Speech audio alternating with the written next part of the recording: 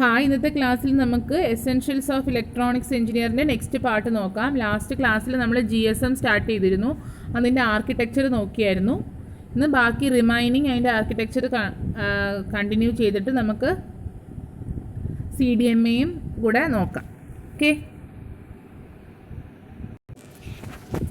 So GSM ആർക്കിടെക്ചറിന് പ്രധാനമായിട്ട് 3 ഭാഗങ്ങളാണുള്ളത്.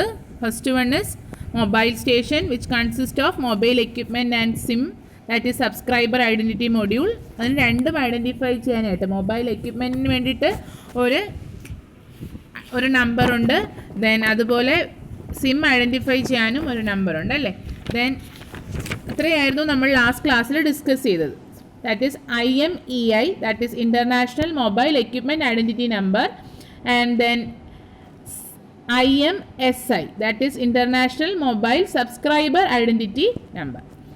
Then second subsystem is base station subsystem. Base station subsystem consists of 2 parts. അതിനകത്ത് പ്രധാനമായിട്ടും 2 ഭാഗങ്ങളാണുള്ളത്. ആ ഫിഗറിൽ നമുക്ക് കാണാൻ പറ്റും. ഇവിടെ ബേസ് സ്റ്റേഷൻ സബ്സിസ്റ്റത്തിൽ 2 പാർട്ടാണുള്ളത്, BSC ആൻഡ് BTS, അല്ലെങ്കിൽ base station controller and based transceiver station. ഇപ്പം ഫസ്റ്റ് വൺ എന്താണ്? Base transceiver station. അപ്പോൾ ആ ബേസ് ട്രാൻസീവർ എന്ന് പറഞ്ഞാൽ എന്താണ്? ഒരു ട്രാൻസ്മിറ്ററുമാണ്, അറ്റ് എ ടൈം എന്താണ്, റിസീവറുമാണ് അല്ലേ. So this base transceiver station handles the radio interface to the mobile station. അപ്പം മൊബൈൽ സ്റ്റേഷനിലേക്ക് വേണ്ടുന്ന റേഡിയോ ഇൻ്റർഫേസ് എല്ലാം നൽകുന്ന സെക്ഷനാണ് എന്ത്? ഈ ബേസ് ട്രാൻസീവർ സ്റ്റേഷൻ. അപ്പം അതിൻ്റെ പ്രധാന ജോലി എന്ന് പറഞ്ഞാൽ it encodes, encrypts, multiplexes, modulates and feeds the RF signals to the antenna. അപ്പം ബേസ് ട്രാൻസീവർ സ്റ്റേഷൻ്റെ ഇമ്പോർട്ടൻറ്റ് ഫങ്ഷൻസ് എന്താണ്? It encodes, encrypts, multiplexes, modulates and feeds the RF signals to antenna. It encodes, encrypts, multiplexes and modulates. ഇത്രയും കാര്യങ്ങൾ ചെയ്യുന്നത് ആരാണ്? Base transceiver station ആണ്. And feeds the radio frequency signals to the antenna. So then next function എന്ന് പറഞ്ഞാൽ the base transceiver station communicates with mobile station and base station controller. അത് ആ ഫിഗറിൽ അതും വ്യക്തമാണ്. ഈ ബേസ് ട്രാൻസീവർ സ്റ്റേഷനാണ് മൊബൈൽ സ്റ്റേഷനാണ് ഈ മൊബൈൽ എക്യുപ്മെൻറ്റും സിമ്മും വരുന്നത് അല്ലേ. അതും ഈ ബേസ് സ്റ്റേഷൻ കൺട്രോളറുമായിട്ടുള്ള കമ്മ്യൂണിക്കേഷൻ നടത്തുന്നതും ആരാണ്? ബേസ് ട്രാൻസീവർ സ്റ്റേഷനാണ്. അപ്പോൾ മൊബൈൽ എക്യുപ്മെൻറ്റുമായിട്ടുള്ള റേഡിയോ സിഗ്നൽസിൻ്റെ ഇൻ്റർഫേസ് നടത്തുന്നതും അതുപോലെ എൻകോഡിങ്, എൻക്രിപ്ഷൻ, മൾട്ടിപ്ലെക്സിങ്, മോഡുലേഷൻ എല്ലാം ചെയ്യുന്നത് ആരാണ്? ബേസ് ട്രാൻസീവർ സ്റ്റേഷനാണ്. So next one is base station controller. Base station controller എന്ന് പറഞ്ഞാൽ എന്താണ്? ആ പേരിൽ തന്നെ ഉണ്ട് അല്ലേ, കൺട്രോളർ ആണ് അല്ലേ. Which provides the control functions and physical links between the MSC and BTS. അതായത് ഈ മൊബൈൽ സ്വിച്ചിങ് സബ്സിസ്റ്റത്തിലേക്ക് അല്ലെങ്കിൽ മൊബൈൽ സർവീസസ് സ്വിച്ചിങ്ങിലേക്ക് ഈ ബേസ് സ്റ്റേഷൻ ട്രാൻസീവറിൽ നിന്നുള്ള കാര്യങ്ങളെല്ലാം എത്തിക്കുന്നത് ആരാണ്? ഈ ബേസ് സ്റ്റേഷൻ കൺട്രോളറാണ്. So it provides the control functions and physical links between the mobile services switching and base transceiver station. അപ്പോൾ ഇത് തമ്മിൽ കമ്മ്യൂണിക്കേറ്റ് ചെയ്യുന്നത്, ഈ 2 സെക്ഷൻസും തമ്മിൽ കമ്മ്യൂണിക്കേഷൻ പോസിബിൾ ആക്കുന്നത് ആരാണ്? ഈ ബേസ് സ്റ്റേഷൻ കൺട്രോളർ ആണ്. ഓക്കെ ആണല്ലോ. So it handles radio channel setup, frequency hopping and hand overs. അതായത് ചാനലിൻ്റെ കാര്യങ്ങളും അതുപോലെ ഫ്രീക്വൻസി ഹോപ്പിംഗ്, ഹാൻഡ് ഓവേഴ്സ് ഇതെല്ലാം കൺട്രോൾ ചെയ്യുന്ന ആരാണ്? ബേസ് സ്റ്റേഷൻ കൺട്രോളറാണ്. ഹാൻഡ് ഓവർ എന്ന് പറഞ്ഞാൽ ഒരു സിഗ്നൽ വേറൊരു എവിടത്തേക്കാണ് നമ്മൾ ട്രാൻസ്മിറ്റ് ചെയ്യേണ്ടത്, വരുന്ന സിഗ്നൽ എങ്ങോട്ടേക്കാണ് കൊടുക്കേണ്ടത്, അതെല്ലാം തീരുമാനിക്കുന്നതാണ് ഈ ഹാൻഡ് ഓവർ എന്ന് പറഞ്ഞാൽ. അതുപോലെ ഫ്രീക്വൻസി ഹോപ്പിംഗ് എന്ന് പറഞ്ഞാൽ അതും നമ്മൾ TDMA FDMAയിലൊക്കെ ഉപയോഗിക്കുന്ന പോലെ ആ ഫ്രീക്വൻസി ബാൻഡ് അലോട്ട് ചെയ്യുന്നത്. അപ്പോൾ ആ കാര്യങ്ങളെല്ലാം ചെയ്യുന്നത് ആരാണ്? ഈ ബേസ് സ്റ്റേഷൻ കൺട്രോളറാണ്. അപ്പോൾ 2 സബ് സിസ്റ്റംസ് നമ്മൾ നോക്കി. ഒന്ന് മൊബൈൽ സ്റ്റേഷനും second one base station sub system. And the last one is network switching sub system. Network switching sub system എന്ന് പറഞ്ഞാൽ which includes the main switching functions of the GSM network. Switching functions എല്ലാം ചെയ്യുന്നത് ആരാണ്? ഈ network switching sub system ആണ്. It also contains the databases required for subscriber data and mobility management. അപ്പം നമ്മുടെ സബ്സ്ക്രൈബറിനെ കുറിച്ചുള്ള ഫുൾ ഡേറ്റാബേസസും ദെൻ എങ്ങോട്ടേക്കാണ് കോൾ റൂട്ട് ചെയ്യേണ്ടതും അതെല്ലാം ഹാൻഡിൽ ചെയ്യുന്നത്, ആ ഒരു സ്വിച്ചിങ് പോസിബിൾ ആക്കുന്നത് ഈ നെറ്റ്വർക്ക് സ്വിച്ചിങ് സബ് സിസ്റ്റം ആണ്. അതിനകത്ത് പ്രധാനമായിട്ടും 5 കമ്പോണൻസ് ആണുള്ളത്. First one is mobile services switching centre, that is MSC, Mobile Services Switching Center, then Home Location Register, Visitor Location Register, Equipment Identity Register and Authentication Center. അപ്പോൾ MSC എന്ന് പറഞ്ഞാൽ mobile services switching centre, then home location centre, visitor location register, equipment identity register and authentication centre. ഇത്രയും switching possible ആക്കാൻ വേണ്ടിയിട്ട് നമ്മൾ common ആയിട്ട് ഉപയോഗിക്കുന്ന important ആയിട്ടുള്ള യൂണിറ്റ്സ് ആണ് ഈ 5 എണ്ണം. ഓക്കെ, ഫസ്റ്റ് വൺ എന്താണ്? മൊബൈൽ സർവീസസ് സ്വിച്ചിങ് സെൻറ്റർ അഥവാ MSC. ഇത് it performs A switching of calls between the mobile and other fixed or mobile network users as well as the management of mobile services such as registration, authentication, location updating, handovers etc. അപ്പം ഇതാണ് ഈ network sub സിസ്റ്റത്തിൻ്റെ central component അഥവാ basic building of network switching sub system എന്ന് പറഞ്ഞാൽ ആരാണ്? ഈ mobile services switching സെൻറ്ററാണ്. അതിൻ്റെ ഇമ്പോർട്ടൻറ്റ് ഫങ്ഷൻസ് എന്ന് പറഞ്ഞാൽ എന്താണ്? ഒരു മൊബൈലിൽ നിന്ന് വേറൊരു നെറ്റ്വർക്കിലേക്ക് നമ്മൾ യൂസ് ചെയ്യുന്ന മൊബൈലിൽ നിന്ന് ആ നെറ്റ്വർക്കിലേക്ക് കോൾസ് എല്ലാം കണക്ട് ചെയ്യുന്നതും, അതുപോലെ നമ്മുടെ ഫോൺ രജിസ്റ്റർ ചെയ്യുന്നതും, ഓതൻറ്റിക്കേഷനും ലൊക്കേഷൻ അപ്ഡേറ്റിങ്ങും ഹാൻഡ് ഓവേഴ്സും എല്ലാം പോസിബിൾ ആക്കുന്നത് ആരാണ്? ഈ മൊബൈൽ സർവീസസ് സ്വിച്ചിങ് സെൻറ്ററാണ്. അതുപോലെ കോൾ റൂട്ടിങ് അതെല്ലാം പെർഫോം ചെയ്യുന്നത് ഈ ഒരു മൊബൈൽ സർവീസസ് സ്വിച്ചിങ് സെൻറ്ററാണ്. So next one is HLR അഥവാ ഹോം ലൊക്കേഷൻ രജിസ്റ്റർ. അപ്പോൾ ഹോം ലൊക്കേഷൻ രജിസ്റ്റർ എന്ന് പറഞ്ഞാൽ എന്താണ്? നമ്മുടെ home location register database is used for storage and management of subscriptions. അതായത് ഒരു ഡേറ്റാബേസിനെ എല്ലാം സ്റ്റോർ ചെയ്ത് വെച്ചേക്കുന്ന സ്ഥലമാണിത് ഈ ഹോം ലൊക്കേഷൻ രജിസ്റ്റർ എന്ന് പറഞ്ഞാൽ.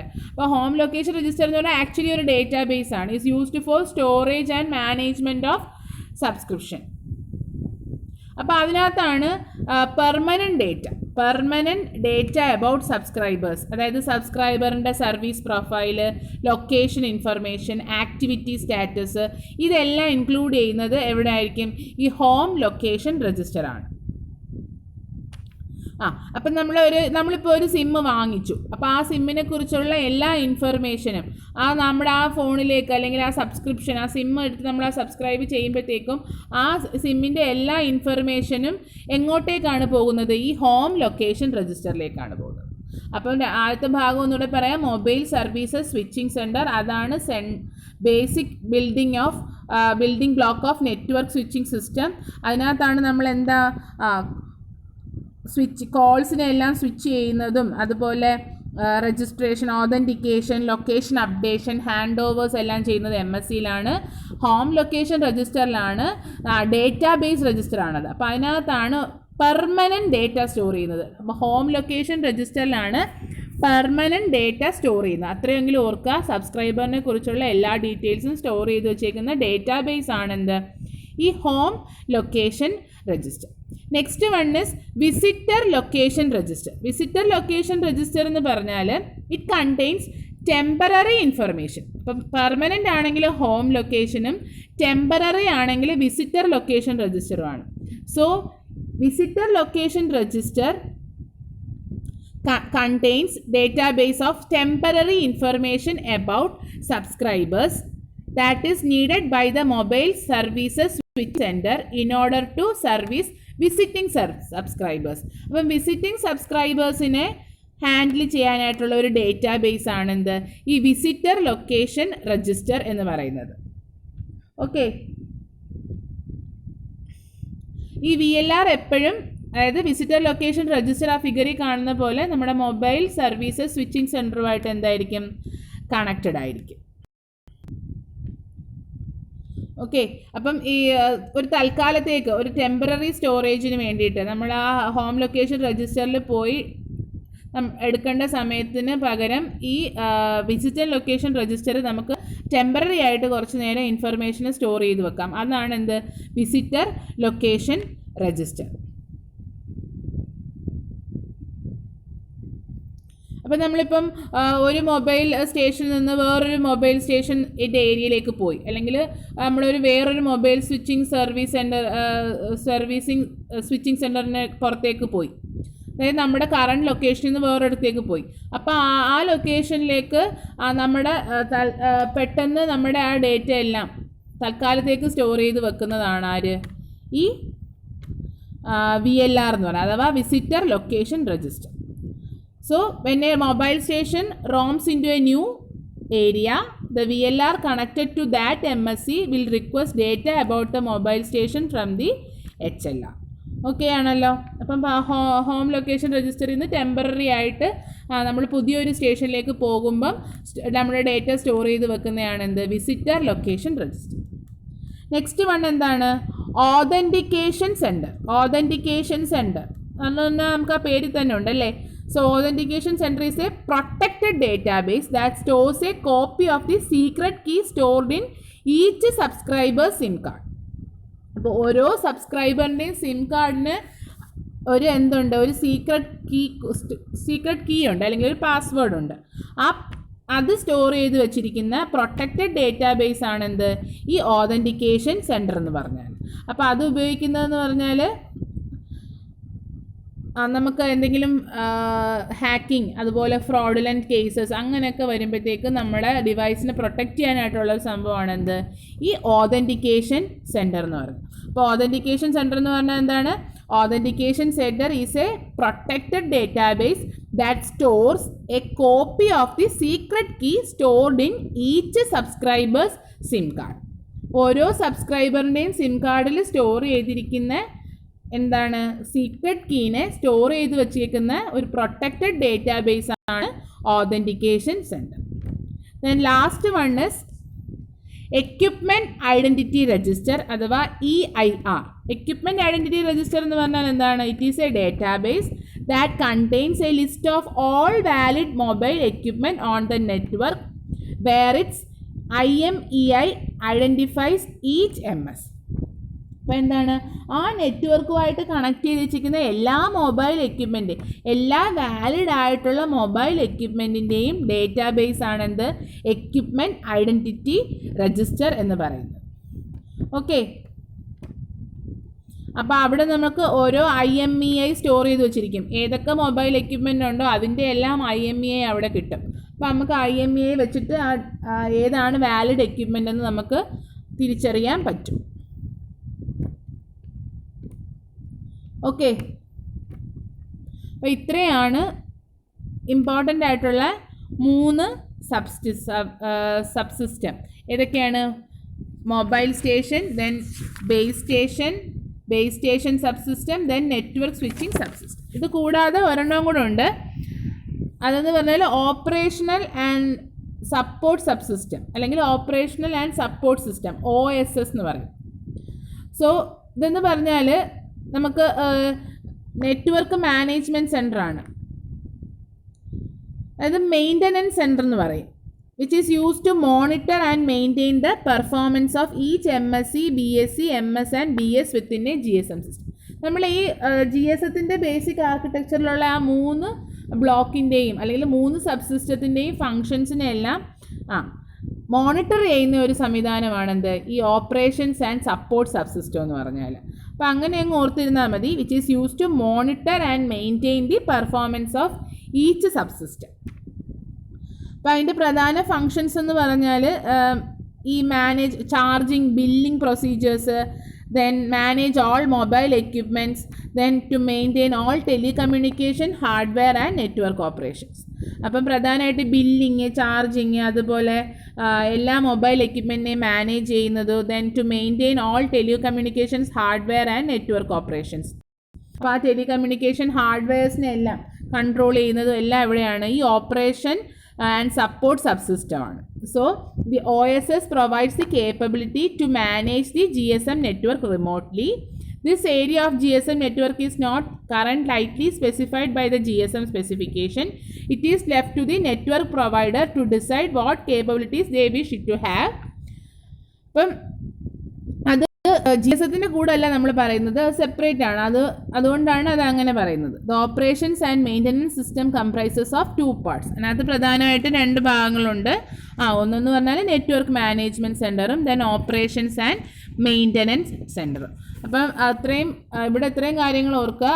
നമ്മുടെ ഈ ജി എസ് എത്തിൻ്റെ 3 ഭാഗങ്ങളെ എല്ലാം നിയന്ത്രിക്കാനും, അതായത് നെറ്റ്വർക്ക് മാനേജ്മെൻറ്റ് സെൻറ്ററും അതുപോലെ അതിനകത്തുള്ള എല്ലാ പ്രോപ്പർ ഓപ്പറേഷൻസ് മോണിറ്റർ ചെയ്യാനും മെയിൻറ്റെയിൻ ചെയ്യാനുമായിട്ട് ഓപ്പറേഷൻസ് ആൻഡ് മെയിൻ്റനൻസ് സെൻറ്ററും ഉണ്ട്. അപ്പോൾ ഇത്രയാണ് ജി എസ് എത്തിനെ കുറിച്ച് ഓർക്കേണ്ടത്. അപ്പോൾ ഒന്നും കൂടെ പറയാം, അതൊരു 2G സർവീസസിന് വേണ്ടി പ്രൊവൈഡ് ചെയ്യുന്ന ഒരു സ്റ്റാൻഡേർഡാണ്. ഡേറ്റ സർവീസ് അല്ലെങ്കിൽ വോയിസ് സർവീസ് എല്ലാത്തിനും പ്രൊവൈഡ് ചെയ്യുന്ന ഒരു ഡിജിറ്റൽ കമ്മ്യൂണിക്കേഷൻ മെത്തേഡാണ് എന്ത്? GSM എന്ന് പറഞ്ഞാൽ. അതിനകത്ത് 3 സർവീസസ് ആണ്: tele services, data services, supplementary services. then അതിൻ്റെ ആർക്കിടെക്ചർ എടുത്താൽ പ്രധാനമായിട്ട് 3 ആയിട്ട് ഡിവൈഡ് ചെയ്തിട്ടുണ്ട്: mobile station, base station, network switching subsystem. Clear ആണല്ലോ?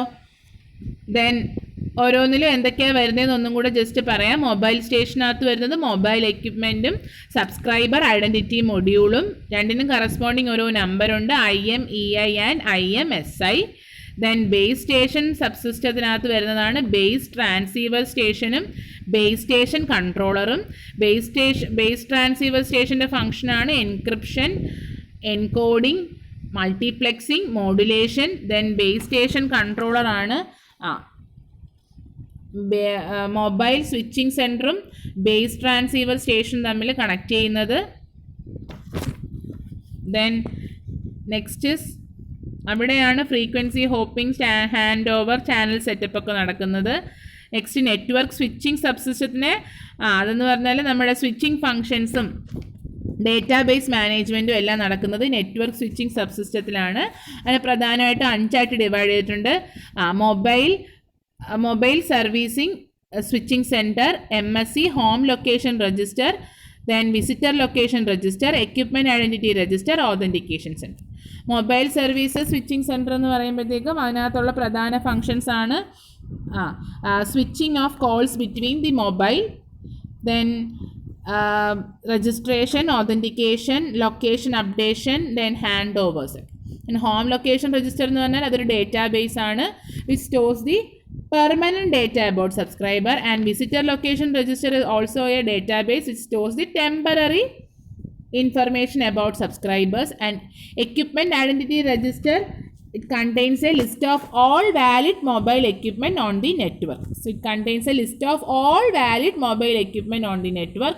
And last one is authentication center, which stores, that is also a protected database that stores a copy of the secret key stored in the each subscriber SIM. Okay ആണല്ലോ? Then ഇതെല്ലാം കൂടാതെ ഈ ഫങ്ഷൻസിനെല്ലാം monitor maintain ചെയ്യാനായിട്ട് ഒരു operation and support subsystem ഉണ്ട്, അഥവാ OSS. അതിനകത്ത് 2 ഭാഗങ്ങളാണുള്ളത്: നെറ്റ്വർക്ക് മാനേജ്മെൻറ്റ് സെൻറ്ററും ഓപ്പറേഷൻസ് ആൻഡ് മെയിൻ്റനൻസ് സെൻറ്ററും. Next topic is CDMA. ഇപ്പോൾ CDMA എന്താണ്? നമ്മൾ ലേറ്റസ്റ്റ് ആയിട്ടൊക്കെ ഉപയോഗിക്കുന്ന GSMന് പകരം ഉപയോഗിക്കുന്നതാണ് എന്ത്? CDMA. It's also a digital air interface cellular technology based on spread spectrum technique where the entire bandwidth is available to each user. ഇപ്പോൾ നമ്മുടെ GSMത്തിൽ പറയുമ്പോഴത്തേക്കും നമ്മൾ ഓരോ ഫ്രീക്വൻസി ബാൻഡ്സ് ഓരോത്തിന് അലോട്ട് ചെയ്ത് കൊടുക്കുവാണ്, അല്ലെങ്കിൽ ഓരോ ടൈം സ്ലോട്ട്സ് ആയിട്ട് നമ്മൾ എൻറ്റയർ ബാൻഡ് വിഡ്ത്തിനെ ഡിവൈഡ് ചെയ്താണ് കൊടുക്കുന്നത്. പക്ഷേ CDMAക്ക് ഒരു പ്രത്യേകതയുണ്ട്, അതാണ് അതിൻ്റെ മോസ്റ്റ് ഇമ്പോർട്ടൻറ്റ് അഡ്വാൻറ്റേജ്. നമുക്ക് എൻറ്റയർ ചാനൽ അല്ലെങ്കിൽ എൻറ്റയർ ബാൻഡ് വിഡ്ത്തും എല്ലാ യൂസേഴ്സിനും എന്താണ്? അവൈലബിൾ ആണ്. Okay, that is the most important feature of CDM, which is based on a spread spectrum technique. അപ്പോൾ അതിനകത്ത് ഉപയോഗിക്കുന്ന ടെക്നിക്ക് ഏതാണെന്ന് ചോദിച്ചാൽ സ്പ്രെഡ് സ്പെക്ട്രം ടെക്നിക്കാണ്. Then next is CDMA. CDMAക്കകത്ത് ഉപയോഗിക്കുന്ന ടെക്നിക്കാണ് എന്ത്? Spread spectrum technique. അപ്പോൾ ആ CDMAയുടെ ഫുൾ ഫോം ഒന്ന് ഓർത്തിരിക്കുക. എന്താണ്? കോഡ് ഡിവിഷൻ മൾട്ടിപ്പിൾ ആക്സസ് ആണ്. അപ്പോൾ code division multiple access. Okay, നമ്മൾ time division multiple access TDMA, FDMA എന്ന് പറഞ്ഞാൽ ഫ്രീക്വൻസി ഡിവിഷൻ മൾട്ടിപ്പിൾ ആക്സസ്. അതുപോലെ CDMAയുടെ ഫുൾ ഫോം ആണ് code division multiple access. Then നമുക്ക് പ്രധാനമായിട്ട് 2 ടൈപ്പ് CDMA ആണുള്ളത്. First one is DSSS CDMA. DSSS എന്ന് പറഞ്ഞാൽ direct sequence spread spectrum CDMA. That is DSSS അല്ലേ? D എന്ന് പറഞ്ഞാൽ direct, S for sequence, direct sequence spread spectrum first one. Second one frequency hopping spread spectrum. അപ്പോൾ 2 types CDMA ആണ് നമുക്കുള്ളത്. First one is direct sequence spread spectrum, second one frequency hopping spread spectrum. Okay ആണല്ലോ? അപ്പോൾ നമ്മളിവിടെ എന്താ ചെയ്യുന്നതെന്ന് വെച്ചാൽ first one direct sequence spread spectrum. ഇവിടെ നമ്മൾ എന്താ ചെയ്യുന്നതെന്ന് വെച്ചാൽ ഒരു നാരോ ബാൻഡ് ഇൻപുട്ട് എടുക്കും. ഒരു സ്മോൾ റേഞ്ചിലുള്ള സിഗ്നൽ എടുത്തു കഴിഞ്ഞിട്ട് അതിനെ എന്താ ചെയ്യുന്നത്? കോഡ് ചെയ്തിട്ട് ഒരു ബ്രോഡ് ബാൻഡ് കോഡാക്കും ആൻഡ് ദെൻ ട്രാൻസ്മിറ്റർ. അതായത് ഒരു ബ്രോഡ് ബാൻഡ് കോഡ് ഉപയോഗിച്ചിട്ട് ഈ നാരോ ബാൻഡ് സിഗ്നലിനെ നമ്മൾ മോഡുലേഷൻ ചെയ്യുന്ന പോലെ തന്നെ, മോഡുലേഷൻ നമ്മളൊരു ഹൈ ഫ്രീക്വൻസി കണ്ടൻറ്റ് എടുത്തിട്ട് ലോ ഫ്രീക്വൻസിനെ എന്താ ചെയ്യുന്നത്? അതിനകത്ത് വെച്ച് കൊണ്ടുപോവുക അല്ലേ?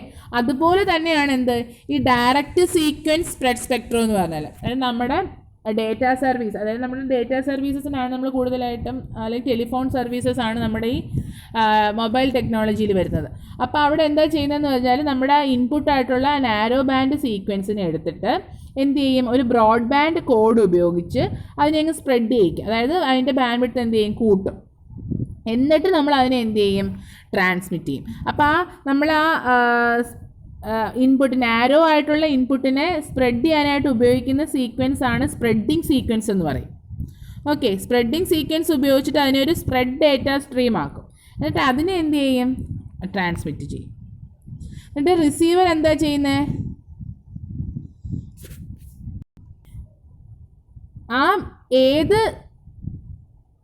ഏത് കോഡ് ഉപയോഗിച്ചാണ് അതിന് സ്പ്രെഡ് ചെയ്തത് അത് എല്ലാവർക്കും അവൈലബിൾ ആ റിസീവേഴ്സിനും. ആ റിസീവേഴ്സ് എന്ത് ചെയ്യും? അത് ഉപയോഗിച്ച് അതിനെ എന്ത് ചെയ്യും? റിക്കവർ ചെയ്യും ആ ഡേറ്റേനെ. So that is DSSS. So DSSS CDMA is in this a narrow band input from a user is coded by a user unique broadband code and then transmitted. So all the receivers get this coded broadband signal, but the receiver who knows the unique broadband code for spreading recovers the user's data. അപ്പോൾ അതിൻ്റെ ഒരു പ്രത്യേകത അതാണ്. നമ്മൾ എന്താണ്, എല്ലാ റിസീവേഴ്സിനും ഇത് available ആണ്. പക്ഷേ ഏത് റിസീവറിനാണോ കറക്റ്റായിട്ട് നമ്മൾ ഉപയോഗിച്ച സ്പ്രെഡ് ചെയ്യാൻ ഉപയോഗിച്ച സീക്വൻസ് അറിയാവുന്നുള്ളൂ, എന്നാൽ മാത്രമേ എന്ത് ചെയ്യാൻ പറ്റത്തുള്ളൂ? ആ ഡേറ്റേനെ റിക്കവർ ചെയ്യാൻ പറ്റുകയുള്ളൂ. അപ്പോൾ അതാണ് direct sequence spread spectrum. Okay ആണല്ലോ?